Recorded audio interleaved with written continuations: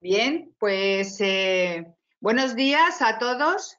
Lo más importante es que estéis todos bien, que estéis vuestros equipos, vuestras familias.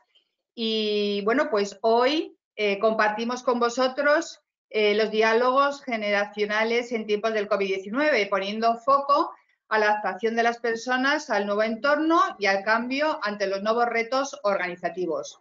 Para aquellas empresas que no estéis en el día a día de los trabajos del observatorio, deciros que estos diálogos generacionales los ponemos en marcha pues precisamente para poder generar un espacio con las empresas donde compartir conocimiento, iniciativas, experiencias que ayuden a todas las organizaciones a gestionar y a potenciar la seguridad y la salud de las personas en los tiempos que estamos viviendo de crisis y de incertidumbre. Deciros, para las empresas que nos conocéis y que ya participáis de esta iniciativa, que a lo largo de ella la hemos reforzado, la hemos potenciado. Y porque hemos visto, y todos estamos viviendo, que el día a día de esta situación es absolutamente cambiante.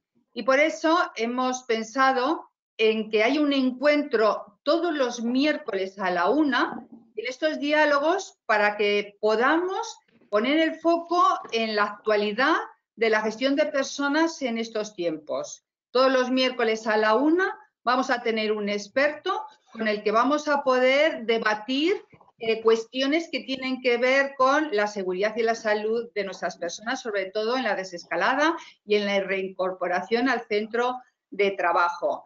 También hemos reforzado estos diálogos dando voz a las empresas. Por lo tanto, a partir de ahora, las empresas participantes vais a recibir un precuestionario mínimo para poder identificar qué es lo que estáis haciendo en la cuestión que vamos a tratar, qué frenos estáis encontrando, qué buenas prácticas para poder compartir, para que entre todos seamos lo más solvente posible para avanzar en esta gestión de personas en estos tiempos. Deciros que los próximos diálogos generacionales ya están definidos y los tenéis aquí expresados. Vamos a tener el 27 de mayo, vamos a tratar cómo gestionar el miedo al contagio a la vuelta de puesto de trabajo, con Isabel Aranda. A continuación, el siguiente miércoles, vamos a tener a María Jesús Terradillo, directora de la Escuela Nacional de Medicina del Trabajo, para poner foco en cómo aterrizar las directrices gubernamentales de seguridad y salud en las organizaciones del trabajo. Vamos a tener a Conchita Martínez Bustamante, directora, presidenta de AISPLA, para definir cómo aterrizar en el puesto de trabajo con seguridad y salud. Vamos a tener un socio del bufete de Sagardó y Abogados para que pueda resolvernos todas las dudas legales. Y el último día del mes de junio tenemos también convocado a Jochi Jiménez, que es partner de Atenea Healthcare Group, para poder identificar, para que nos pueda ayudar a cómo debemos enfocar la gestión del bienestar de nuestras personas sin olvidarnos de la competitividad y del negocio de nuestras organizaciones. Os mandaremos información cuando tengamos ya definidos los webinars del mes de julio. Deciros que aquellos que no podéis participar en las sesiones que tenemos previstas, tenemos un espacio en la página web donde, que lo vais a ver, donde pone eventos. Dentro de eventos hay una sección que se llama Diálogos Generacionales en tiempos del COVID-19 y no solamente van a estar ahí todos los próximos eventos para que os podáis inscribir, sino que además los eventos que se hayan realizado se van a mantener ahí con las grabaciones para que podáis visualizarlos en el momento que vosotros creáis más oportuno. Bien, yo lo único que quería era comentaros estos detalles generales y ya lo que hago es dar la palabra a Ángeles Alcázar para que presente el seminario, el webinar que es objeto de esta sesión. Bueno, buenos días a todos.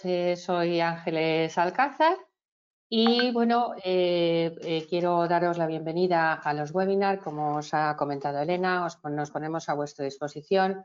Cualquiera de las preguntas que queráis hacer la audiencia, a través, ya sabéis, del apartado preguntas, nos las hacéis llegar para que nosotros se lo podamos trasladar a Nacho. Elena me va a pasar ahora unas pequeñas diapositivas en las que voy simplemente a situaros en qué situación nos encontramos, por qué aparece esta ponencia, ¿no? Bueno, cuando empezamos, voy a ver, Elena, ahí la siguiente, Elena, ya, va. Bueno, pues como todos sabéis, y si no, bueno, pues podéis consultarlo en nuestra página web.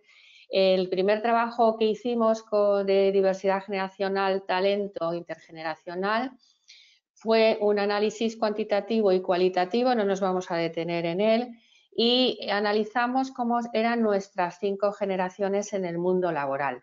Ese análisis, como habéis visto, tiene una parte, se culminó en un estudio y en un informe ejecutivo, y se hicieron distintos focus group y dinámicas de empresa. Y también una encuesta en que prácticamente la cumplimentó 5.000 empleados. En base a ese estudio que colaboramos pues, con Jesús Labrador e Ignacio Sobrino, que ahora tendré el placer de presentaros, hemos también establecido unas conclusiones que son las que Nacho ha plasmado en una tesis doctoral que le sirvió como base nuestro informe, nuestro estudio, y además, bueno, pues ha ampliado ese análisis y queremos en estos momentos tan importantes, Elena, si me pasas la siguiente diapositiva, tan importantes, pues transmitiros lo que sería la flexibilidad psicológica.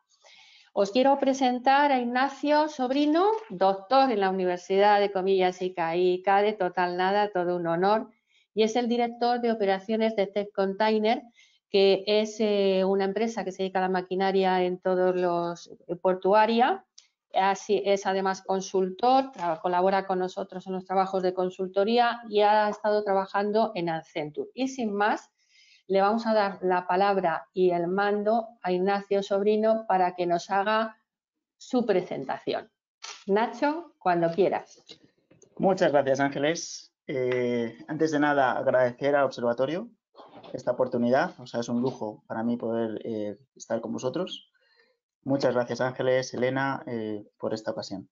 Gracias también a los asistentes por compartir y darnos un poquito de vuestro tiempo, que es muy valioso. Y vamos a intentar que de verdad lo podáis aprovechar de la mejor forma. Entonces, sin más dilación, vamos a arrancar. Ahora, vale, vamos a hablar de 3 cosas. En primer lugar, vamos a hacer una rápida reflexión sobre el entorno actual, es decir, dónde estamos realmente. En segundo lugar, vamos a hablar de qué es la flexibilidad psicológica, ¿no? Y qué implicaciones puede tener para el negocio. Y por último, cómo podemos desarrollar esta flexibilidad psicológica, ¿no? Dentro de nuestros equipos y dentro de las organizaciones para ayudar a la transformación, ¿no? del negocio. Muy bien, entonces, ¿dónde estamos? Ahora mismo nos encontramos en lo que algunos autores denominan la 4ª revolución industrial, es decir, estamos en una, o también industria 4.0.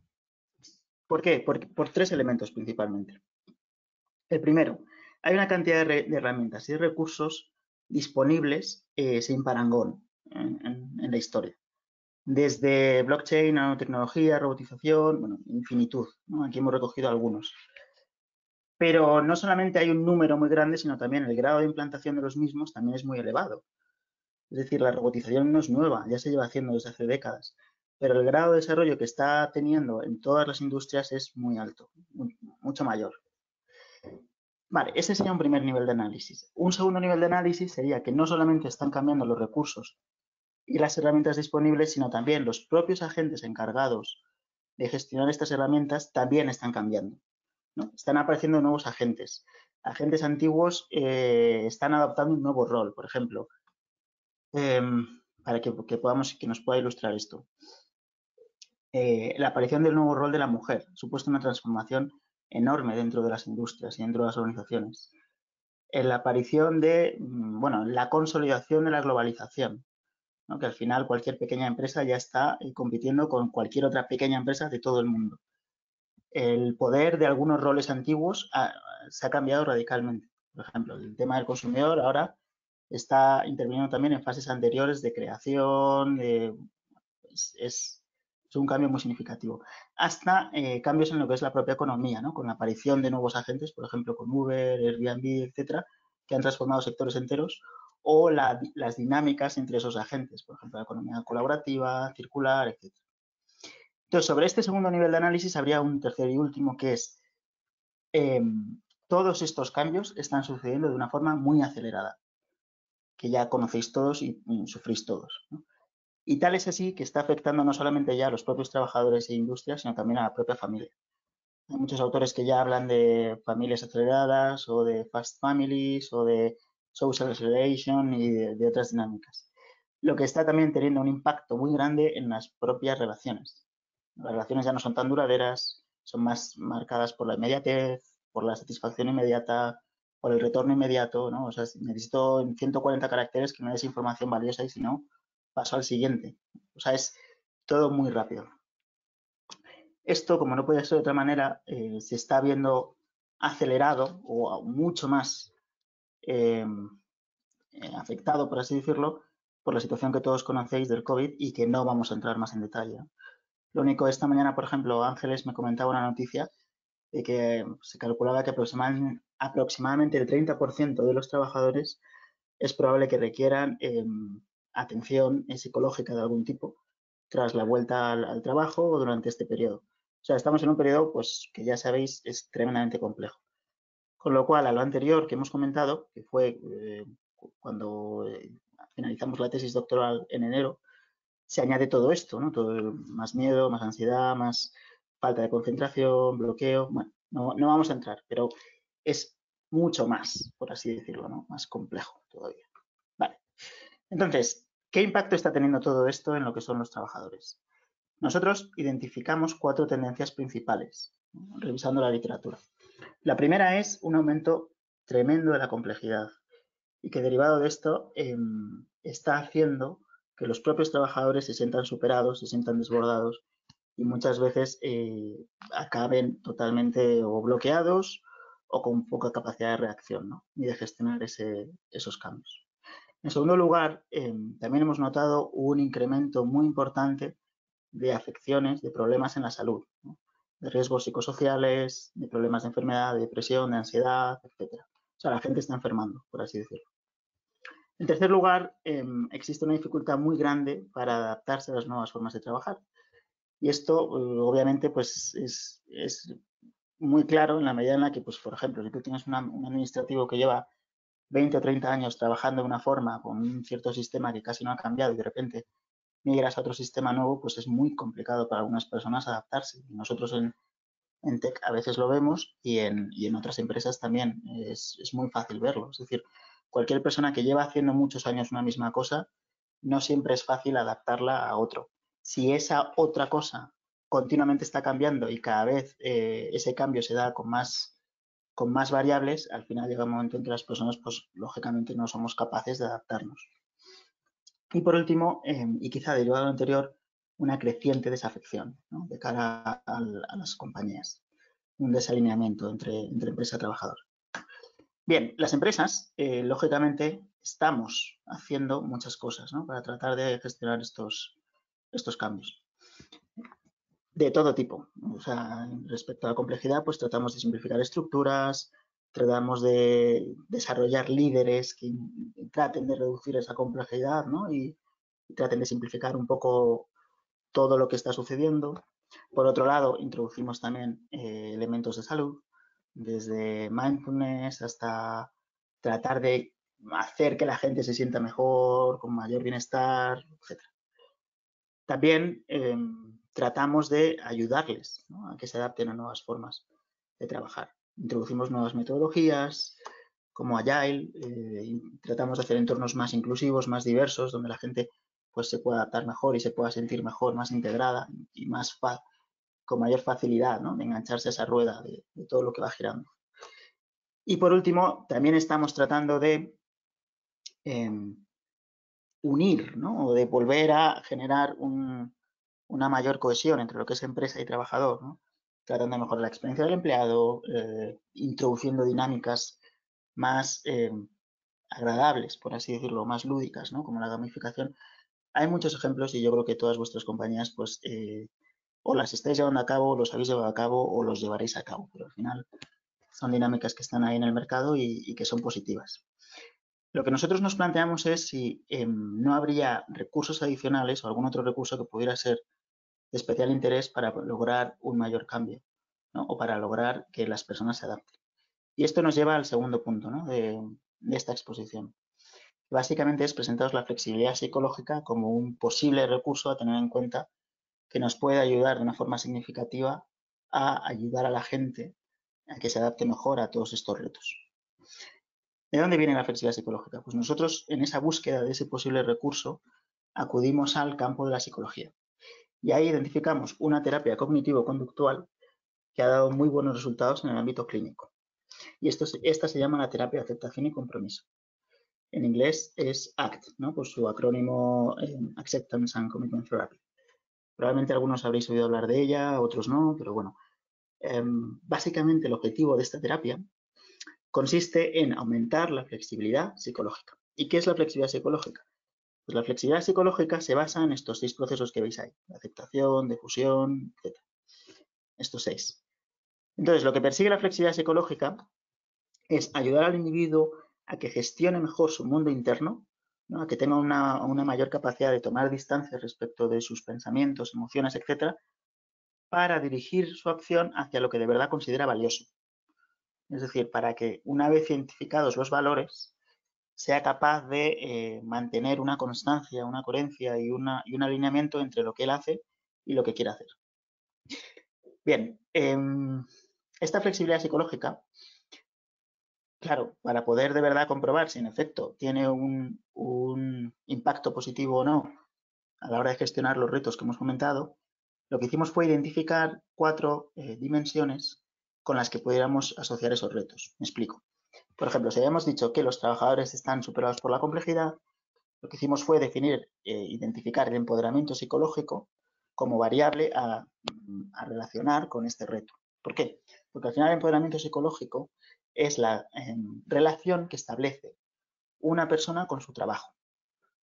Ver si es significativo, si tiene un impacto, si tiene la competencia suficiente. Es decir, al final es una variable subjetiva que lo que te dice es si esa persona está empoderada, que lo que quiere decir es si de verdad se siente con capacidad para gestionar y tener un impacto en su trabajo. Con lo cual, nosotros consideramos que si de verdad está empoderada psicológicamente, sí va a ser capaz de hacer frente a esa complejidad porque no se va a ver superada. En el ámbito de salud no analizamos ninguna variable porque ya está demostrado ampliamente que tiene efectos positivos en la salud. En el tercer ámbito, trabajadores con dificultad, identificamos la propensión a la innovación. Esta variable identificada por Burnham and West en 1995, este constructo lo que estudia, por así decirlo, es la capacidad que tiene una persona de trabajar de una forma diferente. Es decir, de trabajar, de introducir dinámicas distintas, ¿no? Si al final está acostumbrada a trabajar con unas ciertas rutinas o con unos ciertos procesos o metodologías, que sea más capaz de poder adoptar un cambio, ¿no? Sea el que sea. No es de innovar, ojo, no es de sacar un producto al mercado que tenga valor, que ya sea que se haya paquetizado, etcétera. No, es simplemente de la capacidad de trabajar de forma distinta. Y por último, compromiso, ¿no? de Sachs. Hay otras escalas como la de Utrecht, etcétera, pero que están más orientadas al burnout y nosotros consideramos que esta en concreto pues tenía una mayor entidad de cara a poder ver que en efecto la persona, que la flexibilidad psicológica sí puede tener un efecto en la capacidad de comprometerse, ¿no? de una persona. Por último, la flexibilidad psicológica tiene su propio cuestionario que ha sido más que validado, más que utilizado y que ya está adaptado al trabajo, ¿no? Con lo cual la fiabilidad de estas herramientas para poder medir todo lo que os vamos a contar es alta. Bien, pasando a la siguiente, si esto responde, que seguro que lo hará en breve. Vale. Revisando la literatura, identificamos que las posibles relaciones entre estas dimensiones serían las siguientes. En primer lugar, la flexibilidad psicológica tendría un impacto en la propensión a la innovación. En segundo lugar, la flexibilidad psicológica podría tener un impacto en el empoderamiento psicológico. Y por último, también en el compromiso.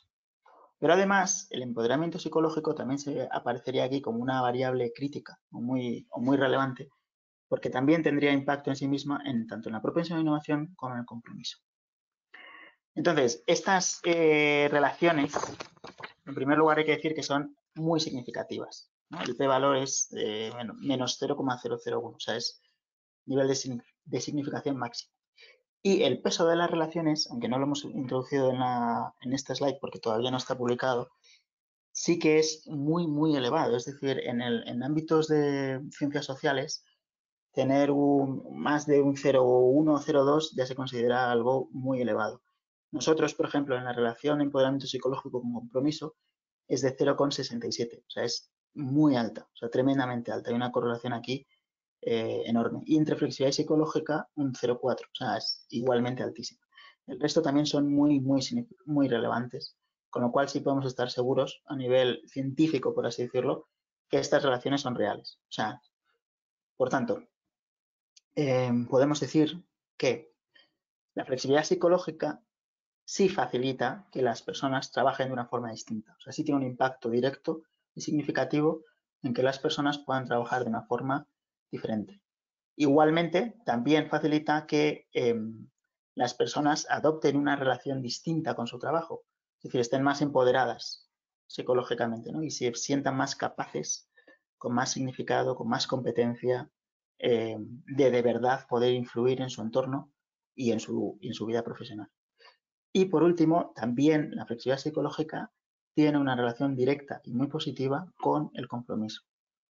Por tanto, trabajadores más flexibles psicológicamente acabarán siendo trabajadores más comprometidos, ¿no? Con un grado de compromiso mayor.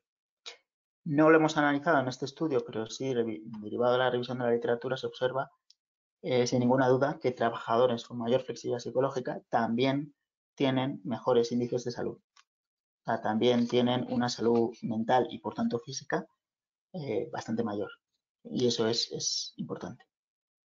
Bien, pero aparte de todo esto, también hay que señalar que otra cosa que para el negocio como tal y para las industrias es también especialmente significativo, y es todas estas variables, empoderamiento psicológico, bueno, estas dos principalmente, empoderamiento psicológico y compromiso, tienen una relación directa y clara y más que estudiada con resultados de negocio, principalmente a través, con la intermediación de la mejora de la evaluación del desempeño.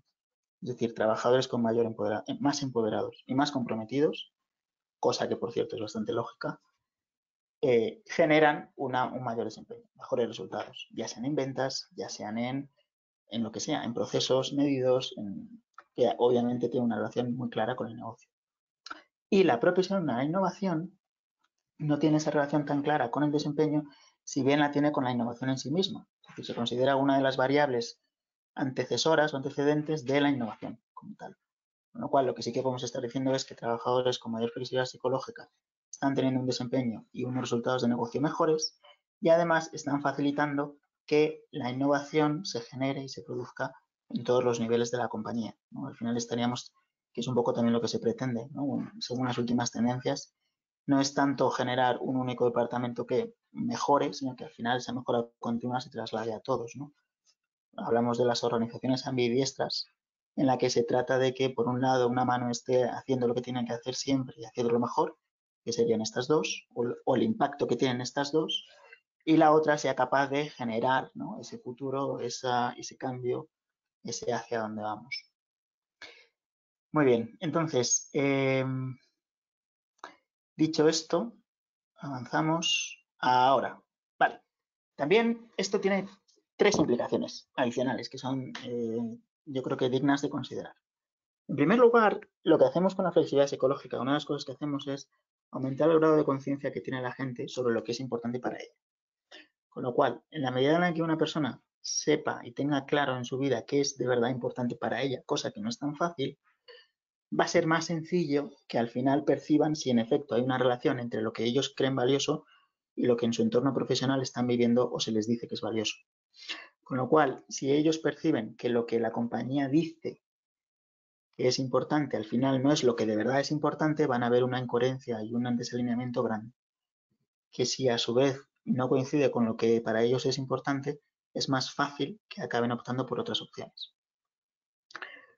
En segundo lugar, esto nos está invitando también, la flexibilidad psicológica nos invita a abrir otra reflexión de calado, y es hasta qué punto no necesitamos acudir a niveles más profundos de la persona para obtener recursos que de verdad nos sean actualmente útiles en este entorno. Es decir, si aquí veis de una forma muy resumida la evolución que ha ido adoptando la función de recursos humanos, hay muchas formas de enfocarlo, ¿no? Esta es una de ellas. Pero lo que sí que se observa es que a medida que nosotros requerimos de los empleados elementos, outputs o resultados o capacidades más exigentes, más complejas, nosotros como organización tenemos también que movernos, ¿no? Si solamente queremos que la gente esté 8 horas, pues simplemente con un control de presencia, con unas relaciones laborales potentes, pues más o menos deberíamos estar arreglados. Pero claro, si también queremos que estén con una mayor preparación técnica y con un mayor trabajo en equipo, pues ya tenemos que formarlos, etcétera. Pero si a su vez queremos, o sea, vamos aumentando. Claro, lo que ahora nosotros queremos de los empleados es que den el máximo en un entorno con mayor complejidad que nunca antes en la historia, más cambiante que nunca antes, más incierto, ¿no? El famoso conocido como entorno VUCA. Entonces, ese tipo de recursos, ese tipo de capacidad de resistencia es muy difícil que se pueda adquirir solamente a través de una formación tradicional. Esto es una reflexión que obviamente después estaremos encantadísimos de compartirla y de escuchar vuestras opiniones, pero en base a una vez realizado este estudio sí considero que se cumple un poco una intuición que ya tenía desde hace tiempo en mi época de consultor y luego también en mi época de profesor. Es decir, hay perfiles que casi no les hacen falta un curso de liderazgo porque de forma prácticamente natural ya tienen en su mochila una serie de recursos que les permiten liderar, no porque sepan cómo tal liderar. Y hay otros perfiles que por más que les formes en algunos elementos, es muy complicado que de verdad quieran esas capacidades. ¿Por qué? Porque probablemente falten antes otro tipo de recursos, la flexibilidad psicológica puede ser uno de ellos, para que de verdad esas personas puedan desarrollar luego esas otras habilidades que un negocio les requiere. Con lo cual esto abriría también la puerta a reflexionar sobre si no tenemos que empezar a ir un poco más profundo dentro de lo que es el desarrollo de la persona. Por último, una tercera consideración es hasta qué punto la flexibilidad psicológica como tal, la terapia de aceptación y compromiso, puede ayudar a evitar el mal uso en algunos casos. No sé si vosotros habréis tenido la oportunidad de verlo, pero sí que está en la literatura como algo que está sucediendo, en la literatura académica, y yo sí que he percibido algo de esto en mi experiencia profesional, y es que en ocasiones mindfulness se contempla como una herramienta que ayuda a la gente a estar más tranquila, a gestionar mejor el estrés, a estar más serena y a, por así decirlo, aguantar un poco más o a no romperse ante ciertos niveles de presión. ¿Qué sucede? Que claro, esto aparte de tener una componente ética dudosa, en el entorno actual se queda corto, porque al final, si lo único que estamos haciendo es hacer a la gente más resistente, pero el volumen de capacidad de cambio, de presión, etcétera, sigue siendo tan creciente, aunque tengan esas herramientas, es fácil que no sea suficiente. Con lo cual, sería otra forma de utilizar elementos de mindfulness, pero llevándolos más allá, dándoles una finalidad más completa. Muy bien, entonces, y ya finalizando esta exposición, 4 pequeñas pautas o 4 pequeños consejos para este último punto, ¿no? De hoy, ¿cómo podemos tratar de implementar la flexibilidad psicológica en nuestros trabajadores? En primer lugar, la primera recomendación sería que los que estáis escuchando este webinar, seguro que muchos ya lo conocéis, pero aquellos que no los conozcáis, si queréis, intentéis empezar a profundizar de verdad en qué consiste esto, ¿no?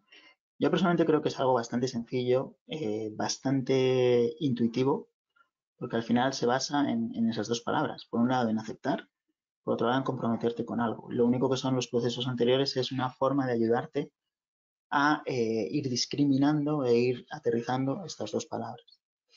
Pero sí sería, por así decirlo, el inicio, ¿no? De este movimiento que nos podría ayudar a cambiar nuestra forma de relacionarnos, ¿no? Con los otros y con el propio trabajo. En segundo lugar,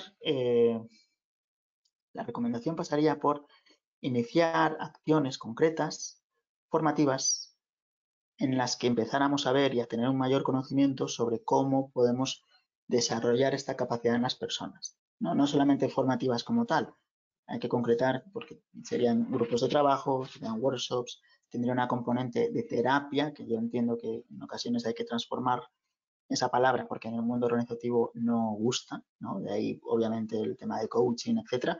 Pero al final lo que estamos haciendo es tratar de desarrollar habilidades o capacidades en las personas y de una forma que no siempre el aula es suficiente, sino que requiere también de una componente vivencial, de una componente mucho más práctica, de una componente más situacional, etcétera. Esto nos llevaría a una transformación, un tercer consejo sería una transformación obviamente ya mucho más global, ¿no? Más completa, en la que viéramos el ciclo de vida del empleado y cómo introducir estos componentes a lo largo de, ¿no?, toda su vida. Pues desde que se incorpora la propia selección, podríamos considerar también empezar a incorporar perfiles que también tuvieran esta componente de clara adaptación y de clara capacidad de gestionar mejor ese mundo interior. Es decir, al final es que alguien venga con los deberes hechos. Sí, suena muy duro, pero es así. Es decir, que alguien ya venga con un cierto trabajo interior realizado, con una cierta capacidad de gestionar de verdad ese mundo interior y esa capacidad de resistencia respecto de los eventos privados, ¿no? Pensamientos, emociones, etc. Hasta, obviamente, pues bueno, luego ya, bueno, aparte de formación, desarrollo, evaluación, ya subir un nivel y ya plantearnos una transformación mucho más completa hacia una organización en la que de verdad la práctica habitual no sea la evitación, evitar, huir, sino el aceptar, enfrentarse a las cosas y ser coherente y consecuente con lo que las personas reconocen de forma conjunta, en todo el conjunto como algo valioso, ¿no? Pero bueno, obviamente este tipo de transformación, a no ser que sea de la mano de un CEO totalmente convencido y con un grado de sponsorización anteriormente no visto, pues todavía es complicado. Y un cuarto y último consejo sería plantearse a nivel personal y a nivel individual el hasta qué punto yo estoy en un equipo o en una organización que de verdad me permite llevar a cabo o vivir de una forma coherente con mis valores, ¿no?, con lo que yo creo, entendido como valores, lo que es importante para mí. Y si no, plantearnos pues un posible movimiento, una posible transformación, ya sea de organización, de equipo o de vida, etcétera. Pero al final está comprobado que obviamente una persona que puede vivir de una forma más alineada con lo que de verdad cree y lo que de verdad es importante, pues tiene unos beneficios en términos de salud, de bienestar, de productividad mucho mayores que en los casos contrarios, ¿no? Y sería un poco este último elemento a comentar, ¿no? Ese nivel personal que ya impele a cada uno de nosotros. Bien, aquí finaliza esta parte de la exposición. Simplemente por resumir y concluir las tres ideas principales que hemos abordado. En primer lugar sería, como ya todos sabéis y conocéis, en efecto, el entorno es más complejo que nunca, más cambiante que nunca y con mayor incertidumbre que nunca antes en la historia. Hay muchas voces que hablan de que esta cuarta revolución industrial es exponencial, no es lineal o no es geométrica, es logarítmica, por así decirlo. Es increíble, o sea, es enorme, porque todos los procesos están interrelacionándose unos con otros y hay unos aceleradores enormes, ¿no?, principalmente a través de la tecnología y de la globalización que ha conectado a todos con todos, por un lado. Y las empresas obviamente estamos haciendo muchas cosas, pero bueno, en segundo lugar ¿podemos hacer algo más? ¿Podemos plantearnos? Y la respuesta es que de acuerdo a esta investigación y a otras que hay que se están realizando, sí. Y esas otras cosas quizá van en línea de identificar otros recursos más profundos que ayuden a transformar capacidades que están más profundas para que el trabajador tenga en su mochila una serie de herramientas que pueda utilizar al margen del entorno, porque el entorno ahora mismo empieza a ser tremendamente impredecible. Es una especie de fuerzas especiales en la que tiene que estar preparado para caer donde caiga y en función de donde caiga ser capaz de sobrevivir, ¿no?, porque tiene esa capacidad de adaptarse. Y por último, la tercera idea importante es esta flexibilidad psicológica que tiene un impacto grande en resultados se puede desarrollar. Hay mecanismos para desarrollarla, hay estudios que ya muestran que se desarrolla Y es un elemento que, bueno, yo creo que puede estar en la agenda a partir de ahora de las personas que estáis como responsables de tratar de ayudar a la gente a alinearse en torno a los objetivos del negocio y asegurar que esa gente no solo no se rompe, sino también vive de una forma más coherente con lo que de verdad es relevante para ellos. Y derivado de esto, pues obtener unos resultados mucho mejores. Y nada más, quedo a vuestra disposición para cualquier pregunta, comentario, reflexión que queráis hacerme. Y agradecer de nuevo a los organizadores, porque es un lujo poder contar esto y estar con vosotros hoy. Pues Nacho, todo lo contrario, es un lujo para nosotros que nos hayas compartido tu trabajo, un trabajo desde luego excepcional. Hace que, bueno, nos trasladas un gran reto a las organizaciones, ¿no? Que es desarrollar la flexibilidad psicológica en las personas. Y bueno, pues en esas estamos. Vamos a ver si podemos ir desarrollando un montón de iniciativas para potenciar esa flexibilidad psicológica. Bueno, este es el momento de que los participantes podáis trasladar las preguntas. Ángeles va a ir recibiéndolas, pero mientras las recibimos, pues yo me lanzo, Nacho, a hacerte la primera pregunta, y es que todo ese trabajo proviene del estudio de diversidad generacional. Y yo creo que toca un poco aterrizar y comprender cómo esas 4 variables que nos has introducido de empoderamiento, de capacidad de innovación, flexibilidad psicológica y compromiso, pues comprender un poco si se ha identificado algún carácter diferencial entre las diferentes generaciones. Y bueno, pues que nos comentes. Muy bien, a ver, estamos todavía analizando parte de los resultados cuantitativos, ¿no? O sea, todavía seguimos investigando en ese punto porque la verdad es que la base de datos es riquísima y hay muchos matices que tenemos que seguir desgranando. Lo que sí que podemos decir es que las diferencias principales que estamos identificando sobre todo giran en torno a 2 ejes. Por un lado estarían los veteranos, ¿no? Baby boomers, generación X, o sea, las personas más, entre comillas, mayores o con más experiencia. Y por otro lado, un segundo grupo con los más jóvenes, ¿no? Lo que sería la generación Y y la generación Z, ¿no? Los nacidos en el 82 o más jóvenes. Entonces, ahí lo que se puede observar en parte es cómo se observa la responsabilidad entre unos y otros, ¿no? También es un aspecto más cualitativo que estamos rescatando también de los focus group. Pero las personas de ese primer grupo de más veteranos o de personas ya con más edad sí que se sienten muy responsables, ¿no? Sobre el mundo al final que están dejando, sobre los mayores que tienen que cuidar, ¿no? Personas dependientes que tienen a su cargo, o de los más jóvenes, ¿no? De los más niños. Pues los que tienen hijos, al final su grado de responsabilidad y lo viven así, ¿no? Es muy alto. En cambio, las generaciones más jóvenes sí sienten la responsabilidad de que tienen que transformar este mundo, ¿no? Que tienen que dar un paso al frente, pero al mismo tiempo también tienen una tendencia a querer hacerlo pues más divertido, más flexible, más amigable, más, o sea, como si su foco fuera decir, oye, este mundo yo lo quiero tener más accesible, más fácil, más cómodo, más rápido. Eso sí se ve muy claramente, ¿no? Que cómo unos viven la responsabilidad respecto de otros. También en las generaciones más jóvenes sí que se observa una queja clara.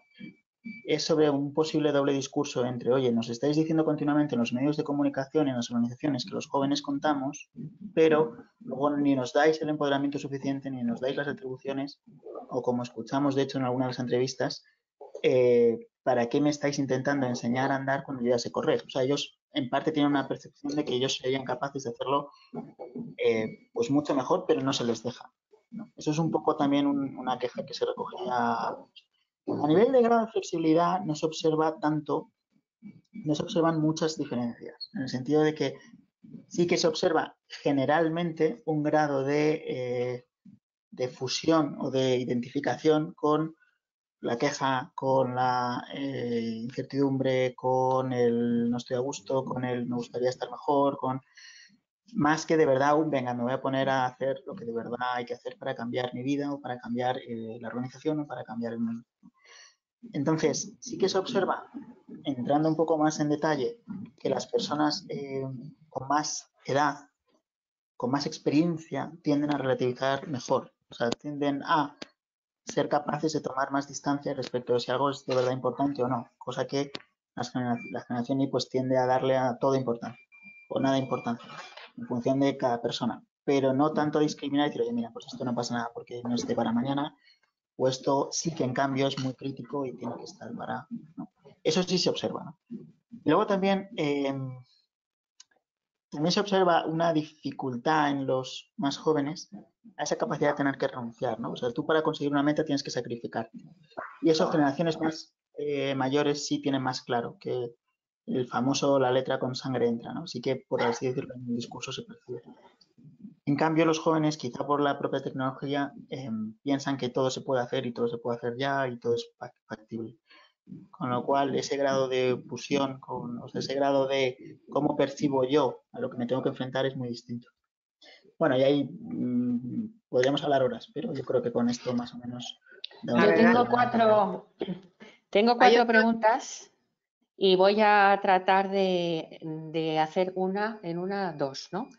Bueno, nos comentan que es muy interesante la parte de recursos, ¿no? De activar la flexibilidad psicológica.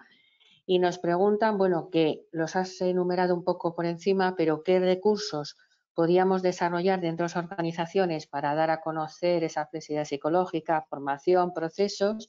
Y también en el tema de, en este momento de COVID-19, en que las personas están teletrabajando en casa y parece que tienen esa falta de contacto, ¿no? Psicológico con los responsables. Son dos preguntas en una y bueno, es porque para hacerte las otras dos, ¿eh, Nacho? Vale, muy bien.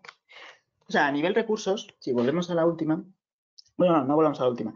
A nivel recursos, claro, es que hay distinto tipo de análisis, ¿no? Es decir, de qué queremos, hacer una pequeña acción concreta o si queremos de verdad llevar a cabo un programa mucho más completo.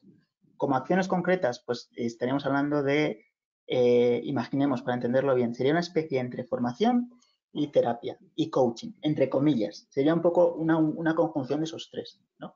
Tendríamos desde workshops en los que un experto puede dar pautas de cómo, porque al final, Elena o Ángeles, si podéis acudir a la 14, a la slide número 14.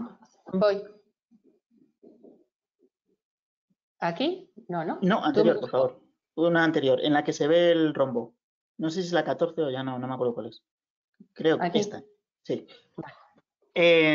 A ver, esta, al final lo que estamos tratando en la flexibilidad psicológica es desarrollar los 6 elementos que veis aquí en esta especie de hexaedro. Entonces, en primer lugar, lo que queremos desarrollar es la aceptación.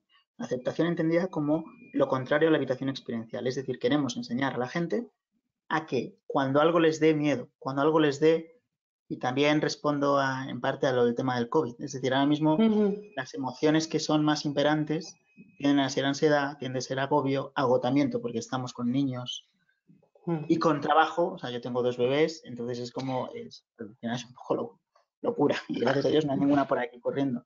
Entonces, claro, al final, ¿qué queremos con esto? Pues, bueno, voy a por los 6 procesos que creo que se va a entender mejor.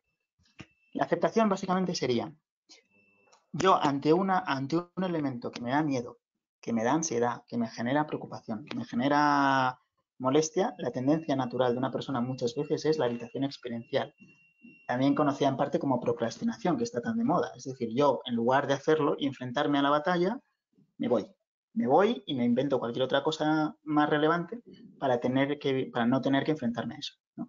Entonces, ¿qué queremos trabajar con la flexibilidad psicológica? La aceptación. Por otro lado, la difusión. ¿Qué es la difusión cognitiva? Es cuando yo, por ejemplo, también en términos de COVID, me obsesiono o me preocupo con qué va a pasar, con que puede haber despidos, con que puede haber una crisis económica sin precedentes. Esos pensamientos son positivos porque me pueden orientar a decir, vale, pues tengo que tomar acción, no me puedo quedar parado. Pero si yo en lugar de eso me quedo fijado o fusionado con esas ideas, al final voy a acabar obsesionado, agobiado, con ansiedad, con depresión y voy a acabar totalmente incapaz de dar respuesta. Entonces, la difusión cognitiva es la capacidad de la persona que tiene de separarse de esos pensamientos, esas emociones, esos sentimientos, para poder ver qué hay, ¿no? Porque si yo tengo aquí la mano, es imposible, ¿no? El poder intentar ver más allá porque no me deja ver. es separar, generar cierta distancia. Contacto con el momento presente es lo que más equivaldría a mindfulness y es, en efecto, ayudar a la persona a que esté conectada con lo que está sintiendo, pensando y dónde está su atención. Hay una frase que me gusta mucho al final que es: el precio de la libertad es la atención. Aquí de lo que estamos hablando al final es de libertad, del individuo para poder de verdad actuar de una forma más coherente. Entonces, el precio que tiene que pagar la persona para poder de verdad hacer frente a la situación es el estar presente en donde está, ¿no? Y que no permita que durante media hora su cabeza vaya. El cuarto elemento es verse como el contexto, es decir, no verse pues oye, si al final me pueden echar del trabajo o puede venir una recesión económica, pues voy a ser un fracasado o voy a ser, no, o sea, yo soy otra cosa. ¿Qué soy? Pues eso es lo que tendremos que ir averiguando, pero yo soy otra cosa, soy como el escenario en el que hay distintos actores. Y esos actores que están aconteciendo o haciendo una obra, no soy yo soy otra cosa. Entonces, al margen de lo que esos actores me digan, me comenten, me hagan pensar o sentir, sé que tengo la tranquilidad de que al final hay una plataforma que es en la que yo puedo estar. Luego, el quinto elemento serían los valores, que al final es aquello que la persona, son direcciones, son aquello que la persona, que todos además conocéis lo que son los valores, estaréis hartos de trabajarlos y de intentar implantarlos en vuestras empresas. Supongo que una de las peleas típicas será lograr que la gente se los aprenda, por lo menos eso era hace unos años, que ya sean vividos y compartidos ya sería de lujo, pero al final es eso, es qué es lo que es importante para la persona. Aquí hay una cosa muy, muy interesante y es, hay estudios que demuestran que en las fábricas, de hecho yo lo puedo constatar por experiencia propia, es muy complicado que la gente utilice algunos sistemas de seguridad, fábricas y obras. Pero al final están muy acostumbrados y piensan que no va a pasar nada, conocen su trabajo, etc. ¿Qué sucede? Que en la medida en la que tú vinculas que, oye, la protección no es para ti, es para tu familia, porque el hecho de que tú estés seguro es crítico para tu familia, para su bienestar, para su salud económica, para todo, la gente es mucho más responsable y la gente se pone muchas más restricciones y la gente de ¿por qué? Porque al final estamos vinculando lo que es importante para la persona, pero no importa su seguridad, importa su familia, la mayoría de las veces. Eso sí le importa. Pero si tú vinculas lo que de verdad le importa con lo que está haciendo, ahí es muy fácil que la gente se dirija porque nadie es tonto. Entonces la gente quiere hacer lo que es bueno para ellos. Y luego, por último, la acción comprometida, que al final es establecer un compromiso con esto. Entonces, en resumen, para ayudar a la gente se pueden iniciar workshops, sesiones de trabajo, se pueden hacer online, en la que se empiecen a trabajar estos 6 elementos. Hay programas, se pueden llevar a cabo, o sea, eso, quien de verdad pueda estar interesado en futuro, podemos hablar cuando queráis con más detalle, pero iría en la línea sobre todo de trabajos más vivenciales, más orientados a elementos de terapia y con una componente formativa de reeducar la forma en la que nosotros, por un lado, percibimos, por otro lado, que sería la difusión, por otro lado, nos enfrentamos a las cosas, es decir, dejar de huir, dejar de quejarnos, dejar de... La aceptación es justo lo contrario de la queja. O sea, una persona... ¿por qué? Porque la queja es la evitación experiencial. O sea, a mí tengo un problema en el trabajo. Tengo 2 opciones. Reflexionar, aceptar que me he equivocado, que a lo mejor me he equivocado, tratar de enmendarlo, eso es muy desagradable. O irme con mi compañero a quejarme. Y eso es más agradable. ¿Qué pasa? Que eso en el corto plazo es más beneficioso, pero en el largo no vale para nada. Eso es la evitación experiencial. Lo contrario de eso es la aceptación, que es, vale, pues lo acepto. Acepto que me encuentro mal, acepto que he tenido un problema y ahora ¿qué hago? Y ahí es donde se me pueden desplegar otros recursos para de verdad dirigirme hacia lo que de verdad es importante para mí, que son los valores. Nacho, no sé si he contestado más o menos. No, fenomenal y además interesantísimo, porque la verdad es que en estos días escucharte, bueno, supone una reflexión personal. Tenemos 2 preguntas. La gente con el COVID, porque les he dicho que si querían conectarse y lo vieras, puede ser que la gente con el COVID nos ponemos con la camiseta en casa y no nos gusta vernos mucho. Yo no solo llevar gemelos, para quien esté... Bien, entonces, muy rápidamente te voy a trasladar 2 preguntas, así las podemos resumir. Dicen, bueno, que podemos encontrar resistencia por parte de los empleados, y ya que entendemos que es un modelo de corresponsabilidad, Y sí, este modelo sería fundamental, por ejemplo, pues hacer programas de consensuar los valores de la organización a la hora de definirlos con los empleados. Buenísimas las dos preguntas, la verdad. O sea, muy buenas. Empiezo por la segunda. Vale. Consensuar varios valores de cabeza. O sea, creo que es el ejercicio, de hecho, el ejercicio principal. Si podemos volver al Exaflex, a la otra figura, nos puede ayudar. Porque es interesante verlo desde ahí. Claro, ¿qué introduce también como elemento este enfoque de flexibilidad? Pues la capacidad de tracción que tienen los valores del individuo, ¿no? Aprovechar eso, porque eso le va a ayudar a la gente a pasarlo mal para conseguir un objetivo mayor, que al final es de lo que se trata. Entonces, si tú consigues que esos valores estén más aceptados, sean más compartidos, sin duda, habrá que empezar por ahí. Otra cosa es que aún así es imposible que la gente coincida al 100% con los valores de la empresa. Porque al final para cada persona las cosas son importantes en distinta manera, ¿no? O en función de su ciclo vital.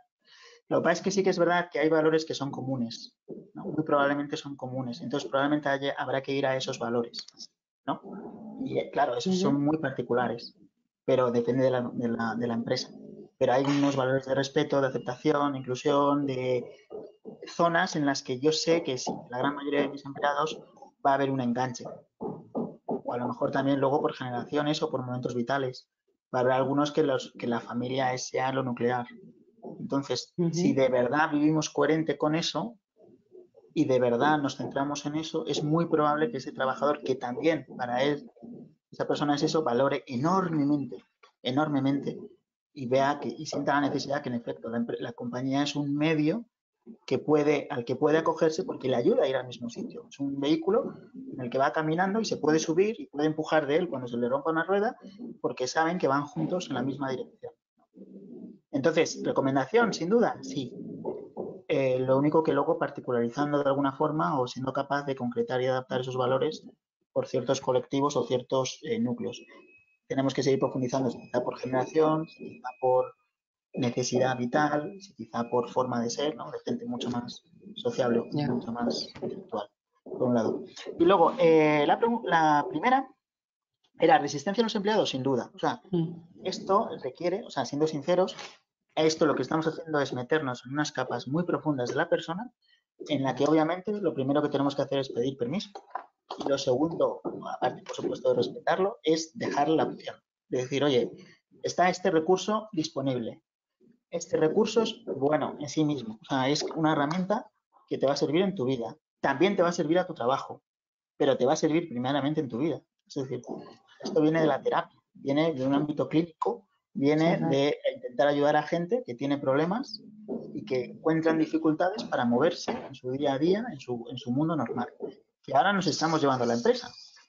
Ahora bien, ¿cuál es la tranquilidad que al hacer esta investigación, tranquilidad enorme que tenemos con esto? Y es que igual que mindfulness sí que se puede aplicar de una forma errónea, sí puede ser, porque es un martillo. Entonces yo puedo darle un martillo a alguien y lo lógico es que clave un clavo, pero le puede abrir la cabeza a otra persona. En este caso, la propia herramienta que estás dando hace muy complicado que se vuelva en contra del trabajador, porque lo que estás haciendo es ayudarle a que sea más consciente. En todo caso, se podría volver en contra de la empresa si la empresa no es del todo coherente con lo que está diciendo que es. Porque la gente más consciente vería discrepancias y una de dos, pelearía para que fuera más coherente o se acabaría yendo de alguna forma o buscando otras alternativas o bunkerizándose. Pero claro, ¿qué fuerza? Esto fuerza por un lado a dos cosas. Uno, que la empresa de verdad ponga en su agenda el ser coherente con esos valores y de verdad transforme la organización en torno a esos valores.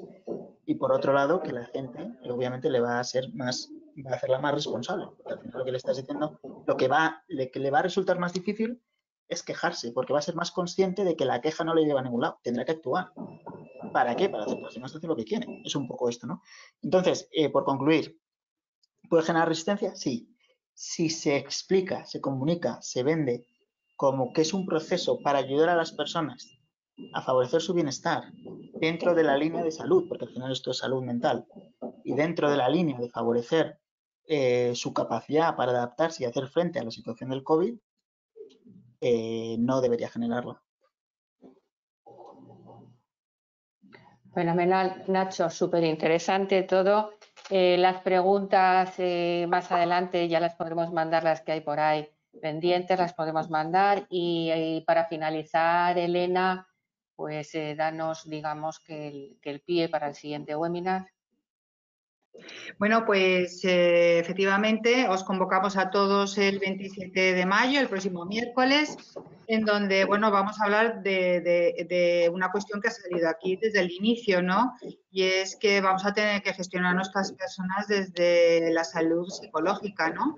En este caso vamos a tener a Isabel Aranda, que es vocal del Colegio Oficial de Psicólogos de Madrid y miembro del Comité de Expertos de Salud y Bienestar Internacional del Observatorio, y además CEO de la Escuela de Evolución Emocional. Y vamos a tratar el tema de, bueno, de cómo están las personas ante la vuelta al trabajo, ¿no? Cuáles son sus sentimientos, pensamientos negativos, miedo a contagiarse y a contagiar a sus familias ya que tienen que regresar, ¿no? Y también ese sentimiento de desapego, desilusión, irritabilidad. Bien, durante todo este webinar lo que vamos a tratar es dar respuestas de qué consecuencias tiene la crisis en el rendimiento y bienestar de los trabajadores, cómo interfieren las emociones en el rendimiento y en el clima laboral y sobre todo qué medidas necesitamos tomar las organizaciones para facilitar la readaptación psicológica de los trabajadores. Todo eso el próximo miércoles a la 1 y también, como os comentaba al principio, en esta ocasión ya sí que os vamos a dar audio y vídeo a las empresas, porque en la hora de inscribiros os vamos a hacer 2 o 3 preguntitas que luego querremos compartir. ¿Cuáles son vuestra situación, vuestras circunstancias, qué frenos tenéis o cómo están vuestras personas ante esa materia y qué buenas prácticas? Por lo tanto, nos vemos el día 27. Dar las gracias a Nacho y despedirnos de todos vosotros hasta entonces y cuidaros mucho. Bueno, pues efectivamente, despedirnos de vosotros y deciros que os mandaremos la grabación para que lo podáis ver en diferido. Nacho, una vez más, muchísimas gracias por tu colaboración en el webinar. A vosotros. Muchas gracias. Hasta pronto. Hasta pronto a todos.